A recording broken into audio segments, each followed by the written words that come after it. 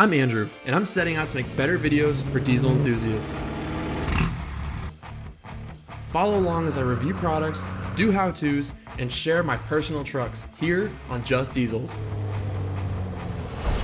One of my favorite things about modifying vehicles is learning. As I go, or as anyone goes really, you have this opportunity to learn new things, to dive in, to kind of figure out how things work. And as you build vehicles, you kind of learn how to do things better. And part of that is being able to admit that you were wrong. And I was wrong about tuning. I've been wrong about tuning. And so in this video, I'm going to kind of explain why as we delve into the next step of my 06 3500 build.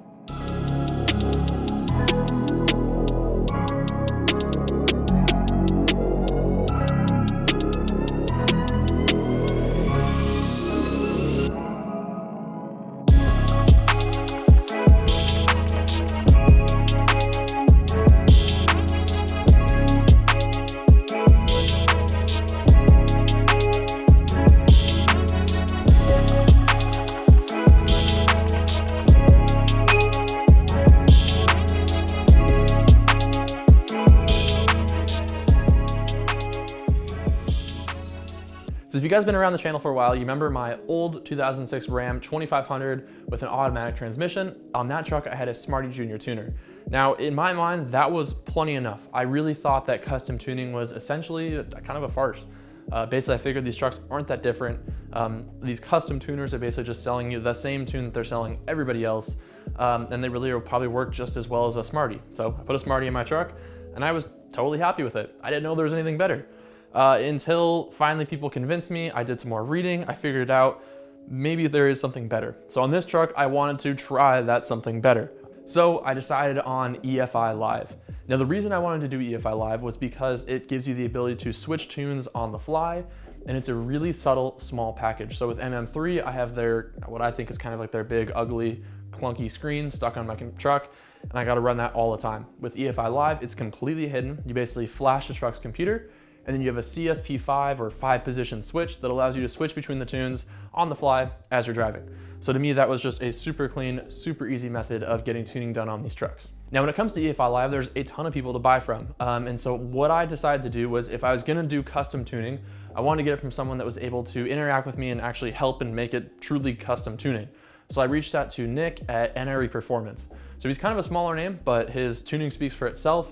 And what was so cool about this is that he was able to work with me to develop my bass tune. So I reached out to him, I said, hey, here's what I'm after. And he was basically able to make 5 tunes specifically for me that catered to exactly what I wanted. So I wanted low EGTs, low smoke, high reliability, and basically some added power. My goal was around 500 horsepower, 1,000 foot-pounds of torque, and we were able to hit that no problem with just actually tuning alone. So that's pretty crazy on these common rail trucks.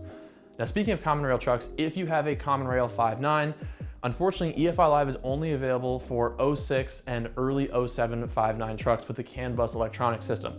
If you have an 03 to 05 truck, you cannot run EFI Live because the computer on the truck doesn't have enough memory to store the tunes, it's not compatible, blah, blah, blah. Basically, you gotta run a different tuning setup. But if you have an 06 or early 07 5.9 truck, you can run EFI Live, and it really opens up the door of what's possible. So to install EFI Live, basically all you do is take the EFI Live module itself, it's just a basic small little computer thing, hook it up to OBD2 port, flash the 5 tunes, and then install your CSP5 switch.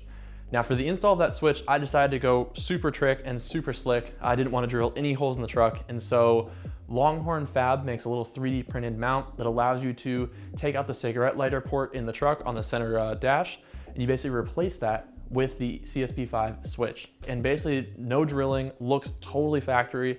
If you didn't know these trucks, you wouldn't know anything was different about this truck. You just see a little switch with a 5 position marker on top of it. And my USB for my head unit used to be there, so I moved that into the empty cubby that would normally be for the electronic 4-wheel drive selector.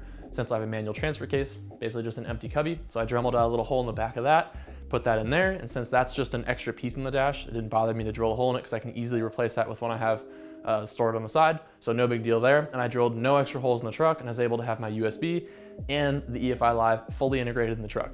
The other nice thing about this location is it's super easy to see. So while I'm driving, I can see exactly what tune I'm in, easily change. I'm not reaching under my seat or reaching down on the glove box or whatever else. It's just super easy to control everything right in the line of sight.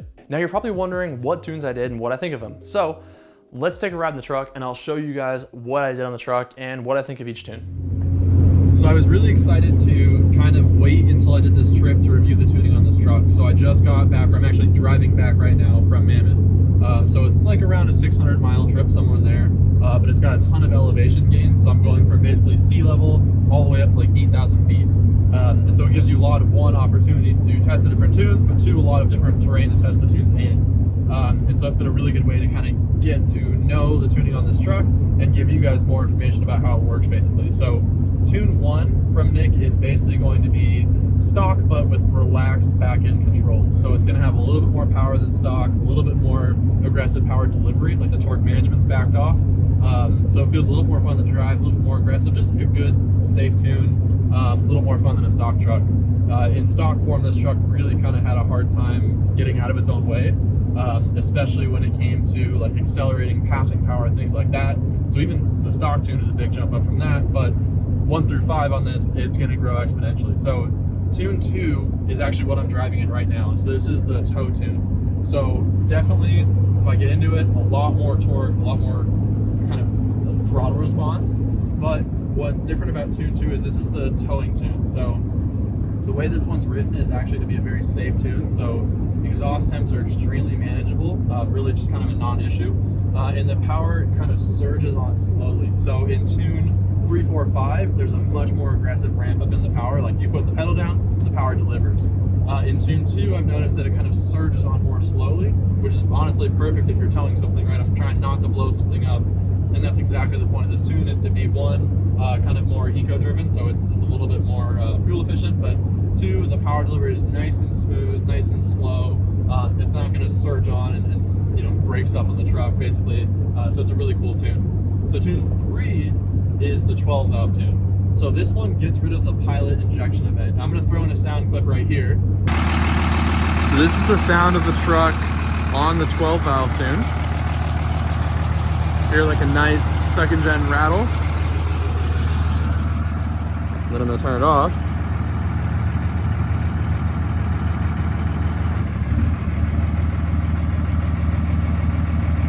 Instantly that rattle goes away. It sounds more like a normal 3rd gen. But what you'll be able to hear is that the second I flip that tune on, it sounds like a 24 valve, so it sounds like a 2nd gen truck. And the reason for that is that pilot injection event, the first kind of like small injection event that makes these trucks quieter, the common rails quieter, is eliminated. So 1, it's called the 12 valve tune because it gives it that kind of old school like 2nd gen rattle. But 2, you're getting rid of that pilot injection event. So ideally, you're supposed to be using less fuel, and what you're getting is a little bit more shorter duration explosion, basically, what's happening. So that's why it has more rattle to it. It's less of a smooth ignition event. And so with that tune, Nick says, according to him, probably one of the best fuel economy tunes. I've definitely noticed improved fuel economy in the truck across the board in all these tunes. So that one's been a fun tune, but it's probably not the one that I use the most because I've fallen completely in love with tune 4. So tune 4 is what Nick says is about the limit for stock clutch, somewhere around 100 horsepower gain, but way more aggressive throttle response out of the truck. It is a really, really fun tune to daily drive. Still, exhaust temps, totally manageable in tune 4, but way, way more just aggressive, fun, snappy. The power delivery just surges right on the second you push the pedal down. The other cool thing too is if you back out quickly, the RPMs drop faster than stock. So like on my old truck when I was off-roading, if I'd be drifting through a corner or something, kind of be stabbing at the throttle as I was going through a corner, it would take a while for the RPMs to drop, and I would have the truck kind of surging forward after I let off the throttle. With this stuff, definitely a noticeable improvement in how fast it backs out of the throttle. So that's been a really cool difference between the different tunes. So the final tune on this is tune 5. So this is the most aggressive tune. This is the one where I should be putting around 500 to 550 horsepower to the wheels. So unfortunately, because I haven't done all supporting mods for that, I haven't gotten to fully enjoy that tune. But just in the little bit that I have gotten to enjoy it, it is just a wild, fun tune to drive. So really aggressive throttle response, super instant engagement. EGTs are still very manageable, but boost climbs a ton. In this tune, in tune 4, timing is bumped substantially.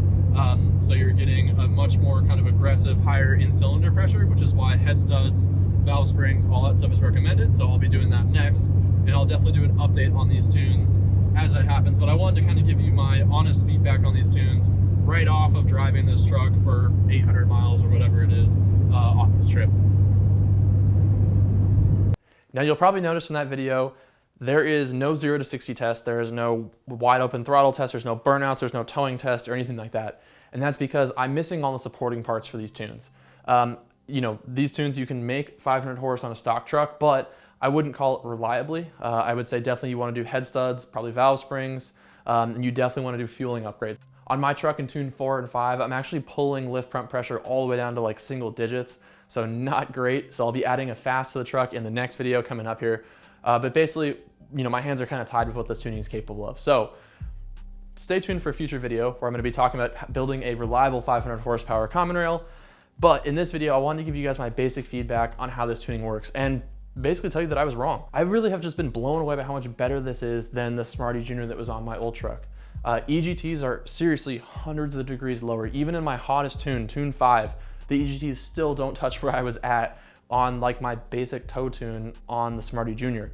On that truck, I would have to back out when I was climbing hills. I'd be at 1200 degrees, no problem. On this truck, it's actually hard for me to hit 1200 degrees. I have to like purposely try and do it by lugging the truck going up a hill. And that's awesome to me. And that was something that really stood out to me with how much better this tune is actually managing the power, managing the fuel delivery, kind of balancing everything all out. Smoke levels are just massively lower on this tune. They're basically non-existent. So on this trip, I was at 8,000 feet of elevation. On my old truck, I could literally black out a whole intersection at that elevation, especially if I got into it with the truck kind of lugging in RPM. On this truck, it was barely the lightest haze in that same situation, especially with the manual where I can kind of force it into the wrong gear. I mean, literally just the slightest haze. And that was like working for it. Under normal driving, proper shifting, proper RPM, absolutely no smoke whatsoever out of the truck. And that's fantastic. That's exactly what I was going for.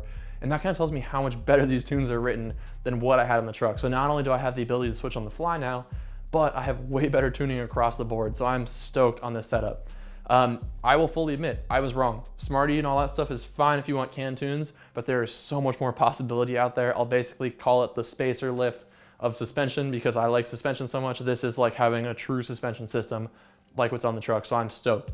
And what's cool about this is as I move forward, I had a turbo, I had injectors, whatever else I want to do to the truck, I can reach out to Nick in a matter of days. He'll have a new tune for me and we can kind of go from there, fine tuning things. So if I have too much smoke or too much EGT, whatever, I can reach out to him and it's truly custom tuning catered to my truck. And that's why I love about working with someone smaller with this EFI Live stuff, is they have the time to actually cater the tune specifically to my use. So I hope that helps you guys. I can't wait for the next step of this truck. So we're gonna be doing head studs, valve springs, fast, all kinds of stuff, new clutch, dual disc clutch, and basically building a very reliable 500 horsepower, 1,000 foot-pound of torque, 5.9 common rail. So stay tuned for that video because that's gonna be a really cool update on this. And thank you guys so much for watching. If any questions, as usual, comment them down below, shoot me a message on Instagram. And thank you again. I will catch all of you in the next video.